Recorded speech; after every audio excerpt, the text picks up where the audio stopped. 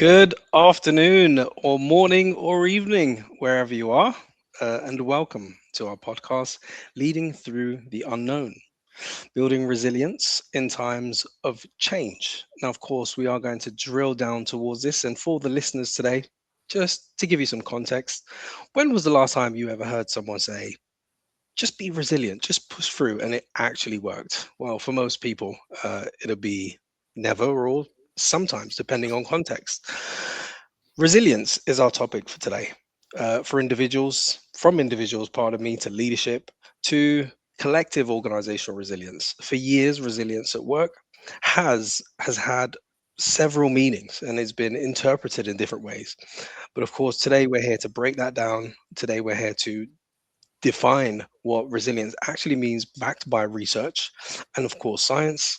And it's going to be with someone who has spent his career researching what resilience actually is and what it has proven to be in both understanding and even application. So, our guest today leads international assessment research and development at Talogy, the organizational psychology firm behind Resilience, which is us.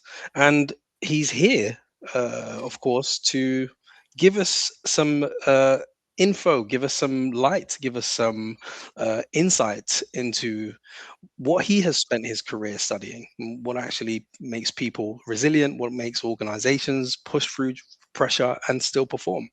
He's the person behind the research, connecting resilience directly to burnout, to employee engagement, and to whether people actually stay with the organizations they work for. Today, I'm joined by our very own Director of Science, Ali Shalfrooshan. Welcome. Oh, thank you for having me. What an introduction. It was lovely. Yeah, I worked my way up to that one. Did you? Like, Did which you? angle do I take? Which angle? Yeah, brilliant. Was a good angle. Thank you, thank you. And I am Munir Burhan, consultant at Talogy, Middle East and Africa, working with, of course, tools such as our very own guru had created, the Resilience Questionnaire, and working with other psychometrics in the field to provide, obviously, assessment data for organizations, specifically HR, in terms of people development, talent management as a whole. What we're going to do today. Now, today we are going to be covering a few aspects of leading through the unknown, in terms of starting with how we can rethink what resilience actually means, what it used to mean versus what it means now based on research and science. And then we're going to kind of widen the lens. We're going to be zooming in from the individual, then zooming out from the individual into the team and collective resilience, and of course the influences that support collective resilience. We'll be touching on psychological safety. It's one of my favorite topics. We'll be touching on psychological safety and the fact that alone psychological safety isn't enough to make resilience happen, but how they can actually support each other. And last but not least, we want you to go away with something. And so we will get practical. We will give some examples into how it can actually be embedded starting next week. Brilliant. So, if you're leading a team or working in HR and just trying to put together, or sorry, pardon me, just trying to hold together in a chaotic year, stay with us by the end of this. بإذن the word resilience should actually take a different shape, starting with uh, a topic that obviously I introduced in the sense of rethink. So, how we can rethink resilience. Ali, when researching resilience, what was the, say, most prevalent definition organizations were actually using, and where did the evidence start pulling you away from that old Yeah. meaning? Yeah. So I think maybe starting off with the myths, which typically is thrown around when we talk about resilience, and I think you kind of alluded to it like at the very beginning. Like one of the challenges with the topic of resilience is that if you tell someone, especially when they're going through a difficult time, just be more resilient, that's never going to lead to any outcome which is going to be beneficial. And when we reflect on this particular year where there's been so many challenges that organizations are facing, so many transformational moments, but reflecting on those myths, which I think were very, very prevalent from the very beginning when I started researching, is that first, resilience means toughness. So that seems to be a thing that comes up a lot. Resilient people don't struggle. So people sometimes assume, so, oh, that someone is resilient, they're not struggling. And another thing is that typically people just think of resilience as bouncing back, as it just being like an individual who kind of goes through an experience and just comes back the same way. Mm. What I have seen in research, so like any psychological definitions, there's so many different ways that resilience is defined, and the way it's defined can influence how you act upon it and how you support it and how you enable it.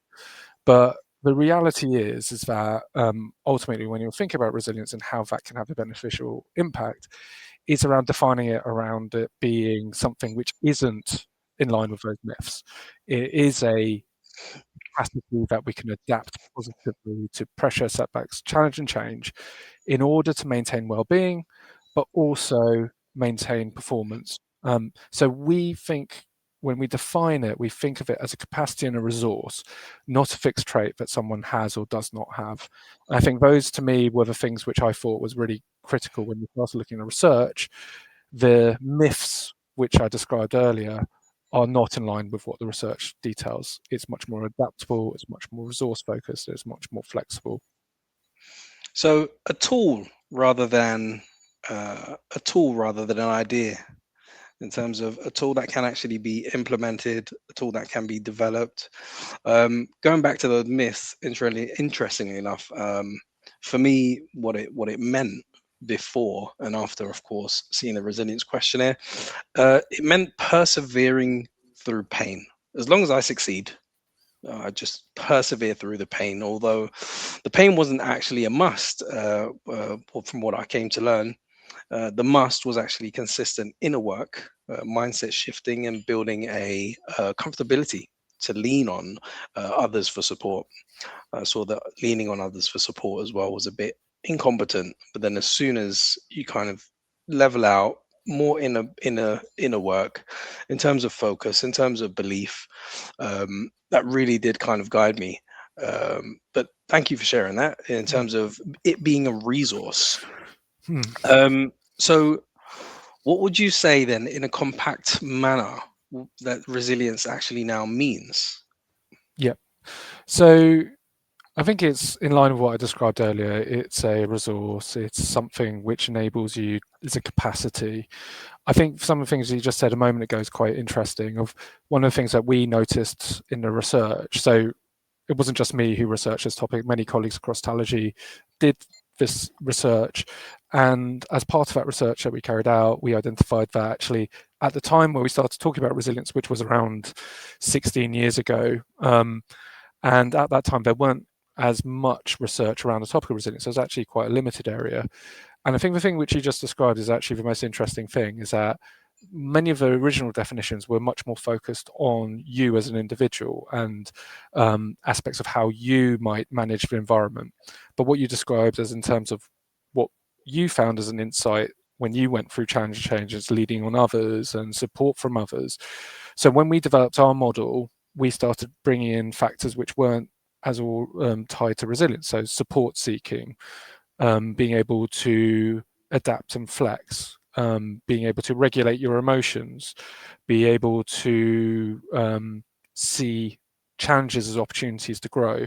Those are all things which weren't always central to the definition of resilience when we first looked into the topic, but more recently, when you look at the research, so there's multiple meta-analysis on the topic, and in 2020 there was a few that were released, and that definition did grow in line with that. So in line with what you described of actually being much more wider. So what I would say is the thing which I've learned through the process of kind of working in this area is that actually the definition and how we define resilience is much more broader. So there might be a very succinct way of describing it in terms of, yes, it's about adapting and thriving through challenge and change.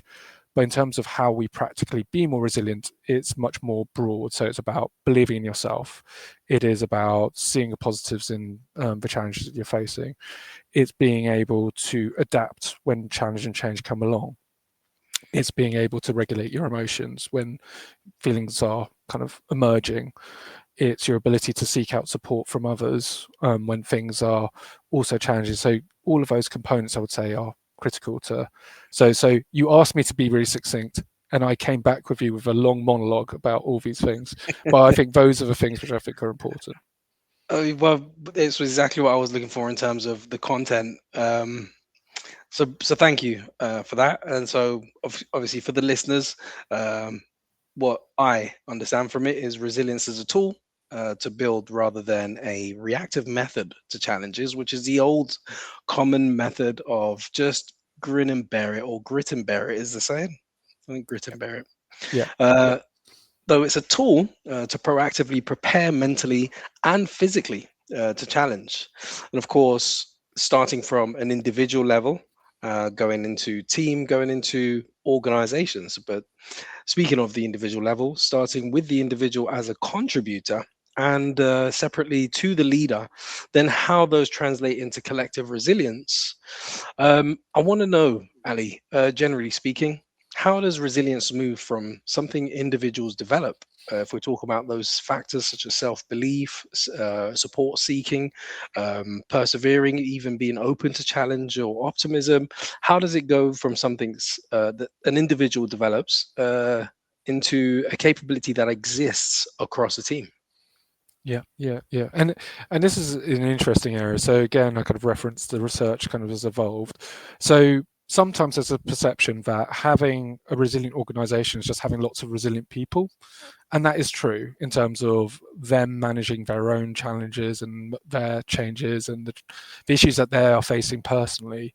But when we talk about collective resilience, it does grow beyond just assuming that we just need multiple resilient people. To be a resilient team, there's more factors to consider.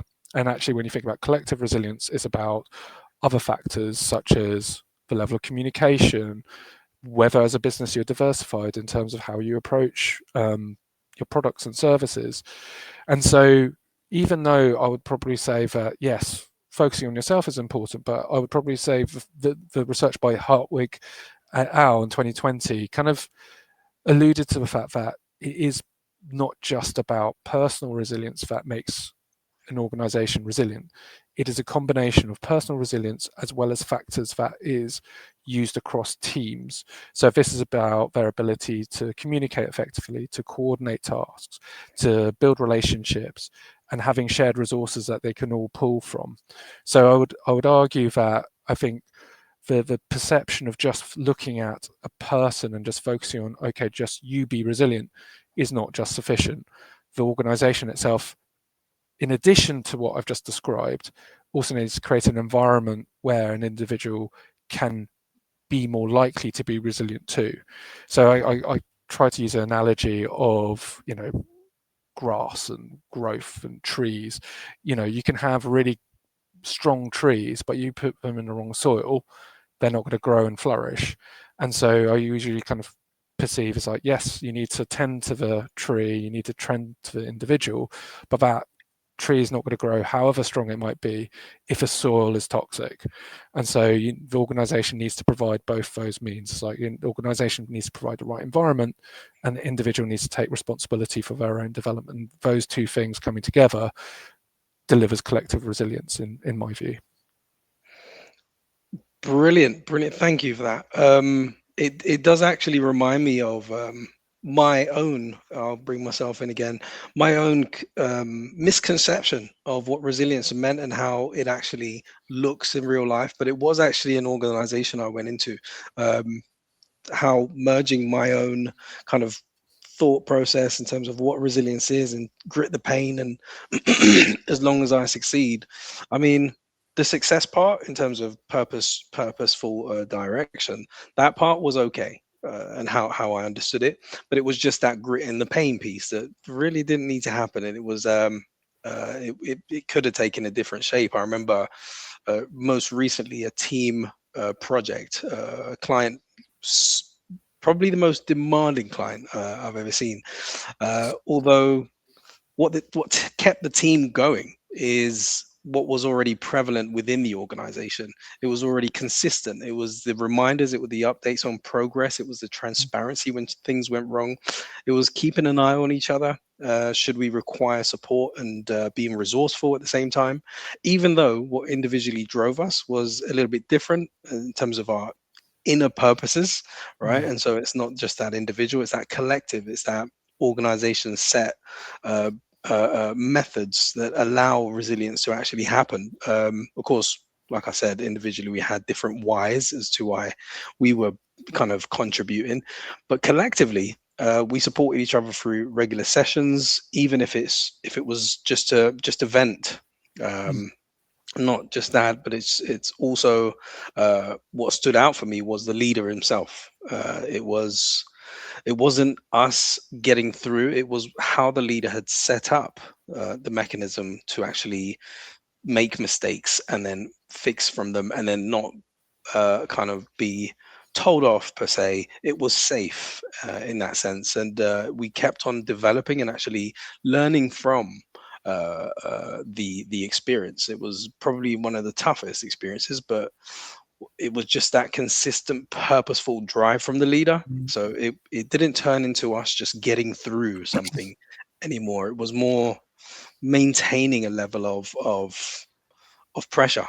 mm, Um, mm, Maintaining that level of pressure, and while we're keeping track, while we're solving issues collectively, which using terms as well, such as "that too shall pass." mm, But it was that mechanism, that underlying mechanism, that was already prevalent within the organization that allowed for that to happen. So mm, fully mm. understand. And it sounds like from what you experienced, what's great is that that's quite in line with research around what is useful as a leader to demonstrate when those challenges come along. So in our research, so we did research with 2,000 people, global research study, and in effect, we kind of identified what are the, as a modern leader, what are the qualities that you need. So the things that you kind of highlighted, so inspiring purpose was one of them. So you described that as being kind of an anchor that helped the group, irrespective of the challenge that they're going through, enable them to carry on.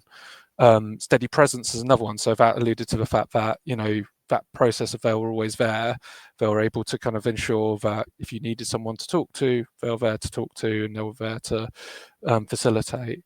You also kind of alluded to being able to focus on momentum. So again, they were just making sure that the group all knew they needed to deliver something, and that might be tough, but also gives people a sense of achievement and feeling like, okay, we're moving forward together and we're doing stuff and we're proud of what we're doing. So again, that's another thing. But also what was interesting you said is like he gave you time and space. And another thing that we talk about in our leadership research is authentic connection. So being able to connect authentically with others. So I think that's a great example of, challenges many organizations and people are going through where they're under lots of pressure.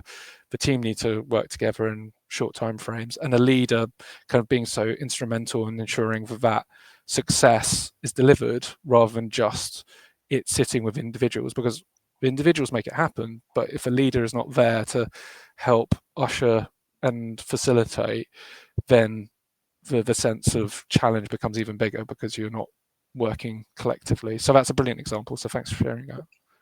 Brilliant, brilliant. I mean, that actually reminds me of uh, a leader. What if a leader does too much? Too much facilitation, too much. Um, and I'll tell you where my thought process is going. It's reminded me of an organization that I worked closely with a while back, um, where the owner was was literally like a father figure. So he created the psychological safety, and there was no mistakes that can ever be made because you'll be forgiven and everything will be all right and we'll push through.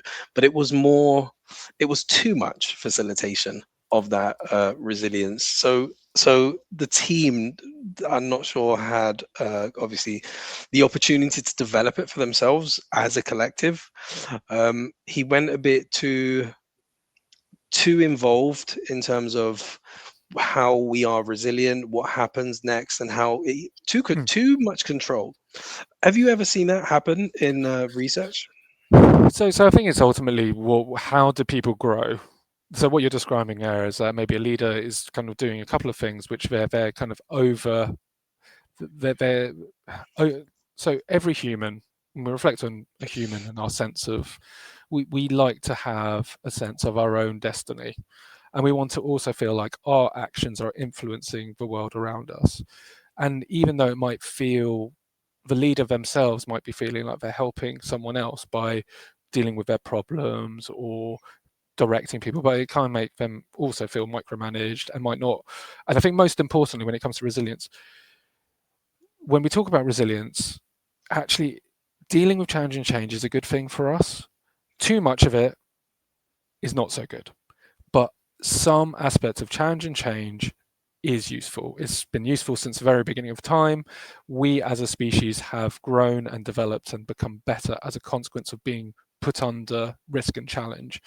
The issue comes when it is too much and that challenge. But in this example you're given here, maybe that leader wasn't giving people the opportunity to grow, because a little bit of challenge and change is good for people.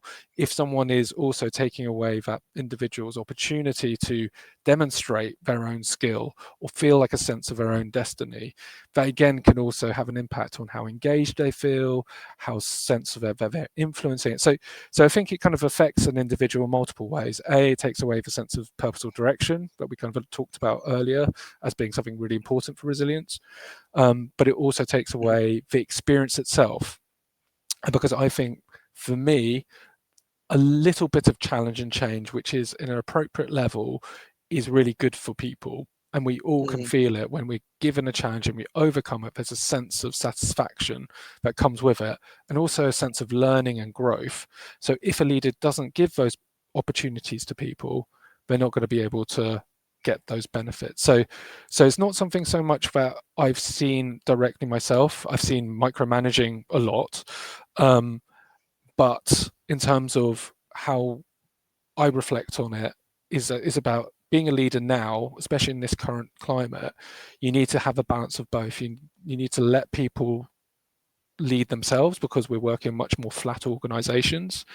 But you now have, as a leader, need to provide something different given the slightly flatter organizations. And that is a bit of, it is an aspect of support. It is not micromanaging. It's being able to, and helping people also learn from these challenges as well. Because I think sometimes it's great to go through challenge and change, but the issue sometimes is we don't have that time to reflect or grow from that experience. And again, that's something that a leader can do, that help people question what they've gone through and help them think about what they can do to help which improve. Yeah, which brings me to my next point, which is the psychological safety piece, the cherry on top, the the the distant partner that is not exactly resilience, but it does actually help. Um, it's like the cacao I put in my coffee today; it helps. And in that same sense, how does psychological safety fit in Yeah. to that journey? I think psychological safety is one of those things which is, in some ways, they might be distant partners when we talk about them, but actually, I think they should be hand in hand in some regards. Because, again, when we're thinking about holistically helping organizations, you need a psychologically safe environment. And the benefits of psychological safe environment, people are willing. So you described, again, in that example of when things are really tough, a leader who's really effective is one who lets us make mistakes and not feel like that's the end of the world. Because when we make mistakes, that is actually where the greatest growth or learning happens.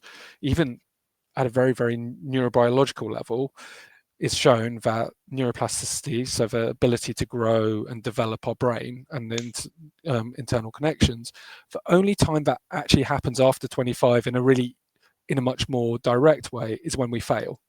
So we talk about Mm, neuroplasticity and how much that is prevalent in people to the age of 25. It's less prevalent, still prevalent after 25, but when it occurs is when we fail. And so psychological safety is all about providing an environment where people feel comfortable to voice their opinions, communicate effectively, fail in front of each other. And so when you provide that environment, that psychologically safe environment, that does provide, so back to the analogy I provided earlier, it provides the nice nutrient rich soil that enables people to be resilient. So when I think about psychological safety, the reason why it's so important is the fact that we can fail openly, we can communicate openly, and we also feel attached to our organization in a way which means that when we feel psychologically safe, we're also willing to go the extra mile for that organization, irrespective of the challenge that we're facing. So to me, they are even though they're typically thought of as separate things, but actually together they're the things which I think create the recipe for a resilient organization. Mm, mm. And it's the leader. I'm going to pick on the word you use, balanced. It's the leader's balanced approach in not thinking they can remove uncertainty, but allowing room for uncertainty to actually come in, putting mechanisms in there for the team to make that experience their own and benefit from it, whether it's knowledge or general development, or even how they respond to uncertainty and respond to change. Of course, which leads us to our next topic surrounding the practicality. So, the so what and the how now. In that same sense, when uncertainty has become part of everyday life, and of course, we've seen this in loads of new contexts now, in terms of AI, in terms of economic pressure. Here in the Middle East, it's been a recent war. I was given feedback sessions and hearing bombs in the sky, geopolitics, changing expectations of work and such. Um, it's does resilience then take a different shape? So I think resilience has taken many shapes throughout our lifetimes, and resilience becomes more and more important when things are challenging. And it'll be fair to say that the last few years have been more challenging for organizations. We're dealing with literal wars, literal, people's lives in jeopardy. And then you combine that with the pressures that organizations have financially, with the pandemic happening, with the rise of AI. Organizations are reforming and they're revisiting how they approach how we engage both with the relationship we have with our organization and also a relationship we have with our colleagues. So we are going through a lot. And I think it's worth kind of highlighting anybody who's on this call is like, things feel a little bit weird, there's probably a reason for it because of all the stuff that's going on. So our relationship with resilience might differ, but I think it's about going back to what's practical. And the thing which I've learned probably more practically of working with organizations for the last few years, I think when we started to talk about resilience initially, there was a lot of emphasis on our psychological resources of like, what can I do in terms of my psychology to rethink things, think things more practically, reframing things so that I see challenges as learning opportunities. And I think the thing which shifted, and I think in particular with when the rise of AI, wars, big questions that we're asking ourselves, the pandemic, is actually bringing the physiological component and the psychological component together, recognizing renewal is something that we hate using in our always on technology first world, but Mm, recognizing that renewal is essential, i.e., we as individuals need time to take ourselves out and give ourselves the time. So, and I think that's the challenge of when you're trying to balance dealing with these huge things in life. It's about recognizing that you as an individual are important in that mix. And that means two things. A, focus on how you think about things, but B, also give yourself the time to move, to walk around, to engage, recognize that like what you drink, if you're moving around, all of these things. I know grass, touching grass is a term that people use a lot, but get outside, engage with people. And the fine thing when I say renewal, I'm not just talking about okay, take a walk. It's also leaning in the things which give you joy. And I think mm, these are the things which I practically would say is like in times of greatest challenge is about recognizing what can I do to think about things which help me, make sure that I'm looking after myself and my physical piece, because if I'm not physically there, I'm not going to think more correctly. And finally, give yourself a little bit of joy, give yourself the things which give you that, whatever that is, if it's music, if it's religion, if it's something that's important to you, give yourself a lot of that too. And that's what I think is important when things are particularly tough, is that you lean on those other two resources more, i.e., recognize that you need to look into your physiological resource and give yourself a little bit of joy, because I think those are things which are harder to tap into when things are really tough. And so Mm. actively working on those, as well as those other more practical work related activities, that gives you the best balance to kind of overcome some of these challenges that we're talking about. For sure, for sure. As an individual, I recollect even changing a few habits of mine, um, in terms of not just gym. It was more very simple things: the tennis ball at the wall, the Eckhart Tolle kind of view on what pain actually means. The physically, it was ice baths and raising that dopamine level, but of course at work as well, it was more being proactive to reach out to people at at a certain time to ensure I'm being quite equipped with knowledge, and then push that through with willpower to go ahead in terms of whatever purpose I had for each client. But organizations, where are they in terms of setting that practicality for people, in terms of going back to what we were speaking about in terms of uncertainty, being ready for it, responding? Mm. How do they push? How do they, or sorry, implement, should I say, not push, but implement a system that is flexible, that is ready for the unknown, that is ready for collective resilience to be enacted? Yeah, yeah. I think it starts from the top, but beyond everything, is great leadership is at the heart of all of this. Is Mm, that if you have great leaders, then things flow really well down.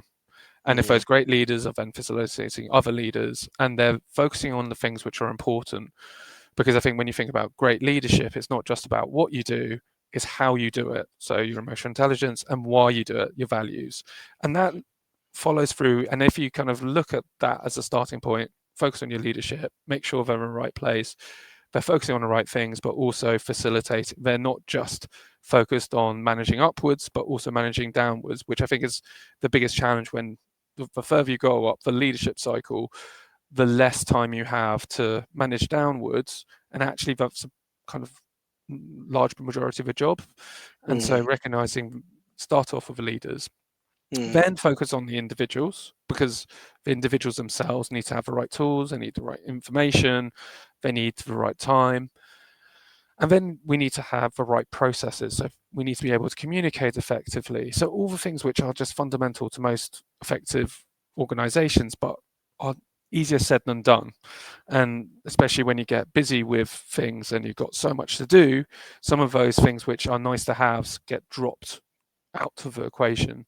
So making the time for your employees, so those leaders engaging directly with their teams, making sure that they have the right strategy, so those leaders are equipped to give those people the right time. And also kind of thinking about work in a much more flexible way of recognizing that we are working in a very different world where we are working very flexibly. We have these amazing tools which help us do amazing things, but recognizing still the people and the human skills are the things which are going to make differentiate an organization. Um, and so having those things, I think that's where I start. If I was trying to focus on it, focus on the leaders, focus on the individuals, and focus on those processes which help those leaders and people work effectively. Which in turn then should be translated into a culture. Um, and not only systems that are ready for change and transformation, but of course, a culture that is that believes in themselves, a culture that is optimistic, a culture that is purpose driven, a culture that leans on each other and gets creative and asks each other for ideas during times of challenge. Um, I mean, I think a lot of the times where I've seen a few clients is some of the leaders would say things like, "I keep telling them," right? A very subjective approach, or even trying to get the team to be as tough as they are, and how they translate what toughness is or what resilience is, because they see it as just toughness. And so creating that culture that deals with challenges from their own perspective creates that challenge for themselves as well, is because not everyone is the same. we can agree as a team, from my understanding of what you explained today, is we can agree as a team. The leader can actually produce that within us, induce the belief, induce the purpose drive, induce the ingenuity and leaning towards each other in communication and and processes. And we can actually have a collective form of resilience that individually would look different, but collectively we come together and this is how we operate. um, of course, for the leader themselves, it's more of a facilitation. From what I understand from what you said, it's more of a facilitation rather than a responsibility to control how people react during times of challenge, rather it's a responsibility to put systems in place to induce belief in the organization and the vision, to improve cross-functional clarity, to even introduce decision matrices that actually assist in improving that communication, going back and forth to actually reach to a final verdict and how we can respond to a certain challenge. And so I repeat, resilience is no longer the extent to which we can bear challenge, rather a tool that is developed, refined, redefined to suit needs, learned and taught, starting internally and reflecting externally to behaviors and tangible systems, is how I gather your insight. And Yeah, correct me no, if I'm wrong. great summary. And I think it's about, I think just taking a moment and just going and reflecting on, if you're feeling that things are tough and you think that things are challenging right now and things are confusing, it's about kind of tapping into those core things of, what is my why? Why am I here? What's the purpose of this? Make sure that you recognize that you have value and that your time is very hard. Sometimes when you're a really effective performer, you get lost in trying to support others, and recognizing, in order to support others, you need to support yourself first. And then for organizations, I probably just say is like, just recognize that sometimes these nice to haves feel like nice to haves, but if you're not providing that right soil, be it psychological safety, be it processes, be it tools, be it the opportunity for people to have flexible working when necessary, these are the things which might also kind of have a negative impact on the bottom line. So just recognize that all of these things are not just nice to have. These are things which are helpful both to the individual, but ultimately you want the best people to be performing at their best. And Mm. so when you provide this environment, that leads to that. For sure, for sure. And for leaders today, that recognizing the why actually resonates quite heavily, especially to this region in the Middle East, and something in Islam, which is verily your actions are backed by your intentions, if I'm saying it correct. In al-amal bin-niyah, meaning what is your intention for this organization? What is your intention for this team? So refining that and putting that into the self-belief. So refining the intention and then refining the self-belief into to how it can look even on an organizational level, or a team, how we believe in each other as a team. And then of course the actions will follow. So the physiological, the behavioral part of me, other aspects will kind of have room. It's definitely not about reactiveness, but rather inner work, refinement into what it actually means, giving that responsibility or giving that room and space for others to actually also develop it. And leaders actually never know. They can also develop their own resilience through their team, because, of course, as we said, individually, we've got our different ways of dealing with it. But going back into what you said, the cognitive function to start with, the self belief, is something that actually rings quite true and quite heavy as well from a very spiritual perspective. Yeah, yeah, and I think just reflect, because I'm reflect on where we are. I think, and as a psychologist, it's very obvious to say this, but the inner components have such a huge impact on the outer components. So what sits inside always comes out. So the work that we do on ourselves always has a beneficial impact. And I know it sometimes feels, in the world of organizations, having that time to reflect, but it's not about doing anything particularly hugely significant. It's just having that extra time, and I have to say, psychometrics are a useful tool to give that insight into yourself, because then you can kind of reflect on who you are and then see how that plays out. And irrespective of where you kind of land on kind of whatever your strengths, whatever your values might be, just understanding them gives you a better starting point to help see how that plays out in your behavior, and it gives you a good anchor. So I think that's a brilliant place to kind of end our conversation. I'm conscious that there's been a couple of messages in the comments, or is there anything that you've seen, Munir, that we should kind of reference before we kind of wave goodbye to everyone?